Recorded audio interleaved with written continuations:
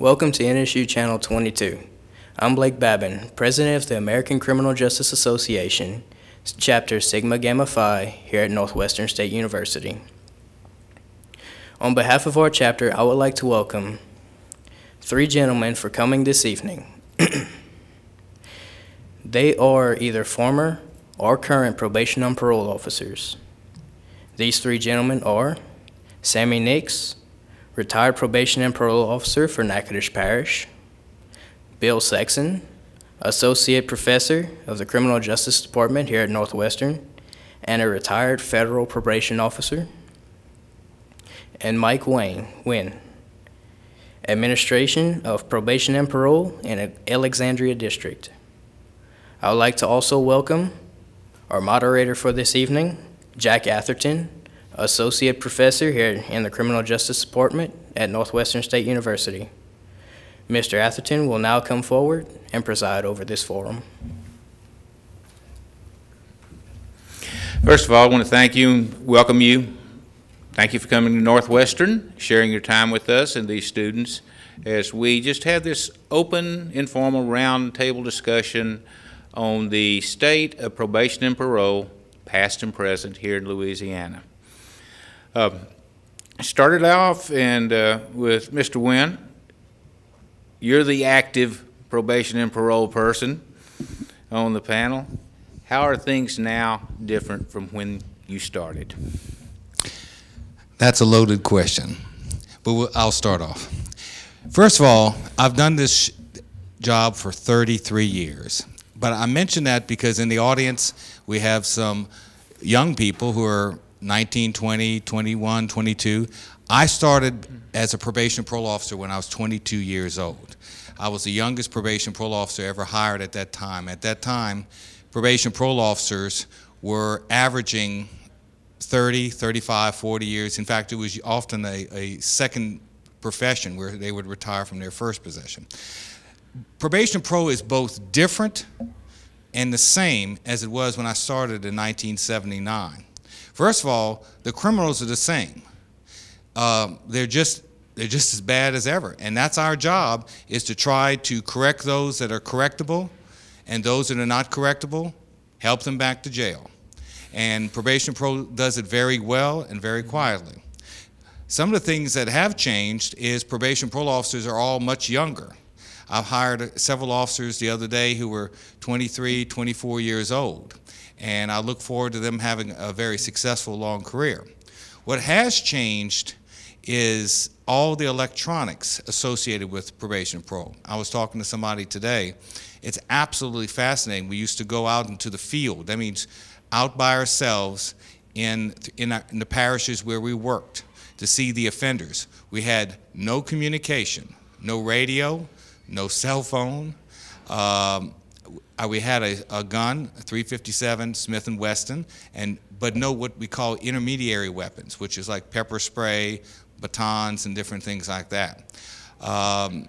When we went out in the field, if we needed to make a call, we either begged to use the phone at someone's house or used a pay phone. Back then, also, we hand wrote everything into the case record. We didn't use computers. We had no such thing as computers then, when I first started. But in essence, the mission is still the same. We work with the most dangerous groups of people, much more dangerous than the public even can possibly imagine. And actually, we have a much rougher crowd now, and the reason why we have a much rougher crowd is the system has sort of worked downward. The people that used to be questionable about putting on probation are now being put on probation. In the old days, they were so dangerous, they often went to prison. So we have a very dangerous lot. And we also have learned much more about the criminal, particularly sex offenders. That's become a major issue since 1992. Prior to 1992, nobody talked about sex offenders, rapists, molesters, or anything like that. That's a category that's developed. You have to let me know on the time because I can talk for a while. But in a way, the criminal that we supervise now is much worse, much more interesting. We have better tools than when I first started to work with.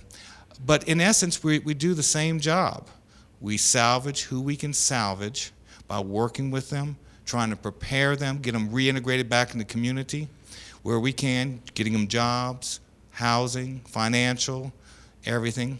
But there is a group that is much more dangerous to be on the street than it does cost to keep in jail. Yeah. And that group, we do everything we can to return them, those to prison. Bill, what was it like when you started, and when was that you started? That was way back there. Well, first, probation career, I started as Chief Probation Officer with the Washington County, Arkansas Juvenile Court, Chief Juvenile Probation Officer. I was there about 2 years, and was appointed by a federal judge as the United States Probation Officer. At that point in time, being a federal probation officer was often described as having a bird nest on the ground. It was just a great job. You did pre-sentence reports, you provided supervision, you enforced the sanctions, you protected the community. We did all those things, but it wasn't to the extent of what it became after they passed the Sentencing Reform Act of 1984, which led to federal guideline sentencing. The probation officer went from the back row in the courtroom to the front row. They became a major player at sentencing, and even though previous to that we did make sentencing recommendations, under guideline sentencing we calculated the sentence and we became the experts in guideline sentencing. As a result, and being in a university town in Fayetteville, Arkansas, the University of Arkansas, we were asked on several occasions to come to the law school and teach guideline sentencing to law school students. So we went from just an individual that had a really good job to an individual that had a really good job with a lot more responsibilities. In addition, like Mike said, the advances in technology, when we started, I had a 357. That was pretty much it. And when you went out in the field, that's all you had. You didn't have a cell phone. Again, like Mike said, if you wanted to call somebody, you had to go find a payphone or use their phone or what have you. Another thing that as far as technology was the introduction of electronic monitoring. If we had an individual and a judge placed him on home confinement for some reason or what have you, you had to go to the house and make sure he was compliant. Once electronic monitoring came along, it made that responsibility a lot simpler. So as far as changes, I'd say the technology was the biggest change for me while I was on board, along with guideline sentencing, because guideline sentencing put federal probation officers in a position where they had a major role at sentencing. In fact, you had required a sentencing hearing. The probation officer testified about the contents of the pre-sentence investigation report, and you just became a major player. Sammy, what was it like when you began, and when and where? I began in '82. I was a juvenile probation officer here, and we had 3 additional parishes.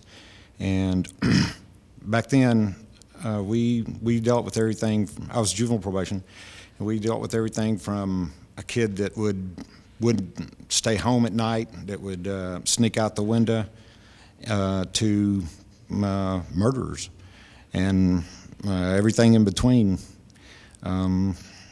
At probably the last 5 years that I was a probation officer, that's when we were issued firearms and the intermediate weapons, like you said.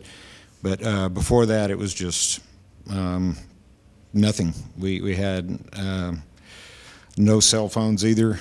You'd go out in the country and just see somebody at their house. And if you walked into a room where there was a bunch of adults playing cards and you were not welcome, then you just turned around and said, "Y'all have a nice day," and you came back and saw them later on when things were a little more peaceful. But I think, like these gentlemen said, the technology improvements were probably the most significant, probably the most big difference between when I started and when I retired. Okay. Bill Sexton, question for you. We had an election yesterday, and absent from the dialogue accompanying the election was the mention of crime, punishment, probation, parole, And this element of the dialogue has been missing for the past several election cycles. What is your impression of the absence of crime and punishment from the political arena and the conversation in everyday communications as far as elected officials and the political structure of our state? Well, I think along those lines, as far as, according to FBI statistics, crime rate's down. And with the crime rate being down, the public is, at least at the present time, it seems that the public is not concerned about the crime rate unless it's their ox that gets gored. And as a result, they're not badgering their local congressman or state representative or whatever it may be about do something about crime. Yeah, you've got the drug cases, you've got other serious cases that happen, but kind of like Mike was saying earlier, we've always had those kind of cases. It's just the, I think the idea that, that the public has, or they're being led to believe that crime rate is down, and as a result, there's not a lot of interest in that, especially when you've got issues related to the economy and you know, foreign, you know, issues that you know, kind of get most of the media attention. Mike, would you like to comment on that? Absolutely. One of the things that the public and the politicians reflect the public's view.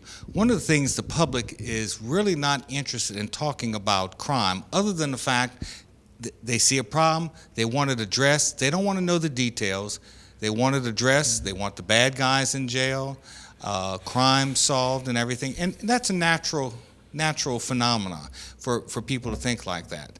And probation and parole, particularly being an unidentified agency, an agency that doesn't wear a uniform, doesn't have marked cars, is a very quiet agency. And the public doesn't see or hear of it unless there's something way out of the norm happens, good or bad. And some ways that's good. I mean, probation and parole officers, like any other field of interest in this world, want attention because they're doing a really good job. And right today, we're doing a better job on the federal, state, parish, municipal level for either juvenile or adult, better than ever before. We do more to protect the public than I can honestly say any other agency, because we're the ones who work with the convicted felons and the dangerous people every day. Regretfully, the public doesn't know a lot about it. And part of that is our own fault. We really don't always get the message out about what we do. I was telling these fellows earlier that my own mother, all the years I've done this job, has never understood what I did for a living, because everybody knows what a doctor does and an attorney does and a police officer does. But what does a probation and parole officer do? And of course there's a lot of negative connotations in movies and television about, you usually see a pretty poor probation and parole officer in the media. So long story short, the public doesn't want to know all the details of how the criminal justice system works. It's just natural. They like to hear the other things that we're doing, the space race and so many other things. And part of it is our own fault by not really publicizing ourselves better. We're sort of the quiet agency that protects the public every day and uses the taxpayer dollar very well. Sammy, political observations? Political climate? The political climate, I have to understand, I was just juvenile and been retired 10 years and I'm not in the loop like these gentlemen are now. So I really don't really know how the political thing is with juveniles. But I know that it's not as easy to incarcerate somebody that needs to be incarcerated, in my opinion, in my observation, as it was when I was a probation officer. Sammy, working with juveniles, especially around here in the rural parishes, did you see your job as one of enforcement or treatment, and how did the parents of the juveniles see your job, as one of enforcement or treatment? Well, it varied, because some parents didn't want you to be involved. Some parents loved for you to be involved.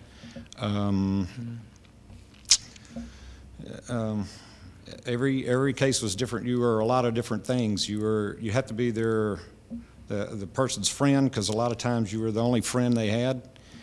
But you have to draw a line. What worked for me was just honesty. You just tell a kid, you know, if you do this,